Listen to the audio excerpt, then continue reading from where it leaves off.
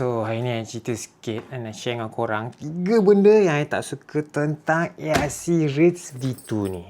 Perkara pertama sekali yang I tak suka tentang AI series ni ialah hammer ni dia bagus pasal dia guna double D ring. Tapi, standard strap ni dia tak ada butang tau, okay? Daripada V1, V2 masih tak ada butang ni. Perkara yang kedua, dia punya cheek pads ni korang boleh cabut tau. Tetapi, cushion belah atas ni tak boleh buka. Pasal korang cuci apa semua ni. Tapi belah atas ni masih bau kempamo. Perkara yang ketiga yang I tak suka tentang hammer ni. Bila panas tu, memang you nak rasa udara yang segar lah. Tapi yang ini, I tak rasa airflow tu sangat. Itu yang menyebabkan I banyak ride visor terbuka. I dah cover 3 benda yang I tak suka tentang hammer ni.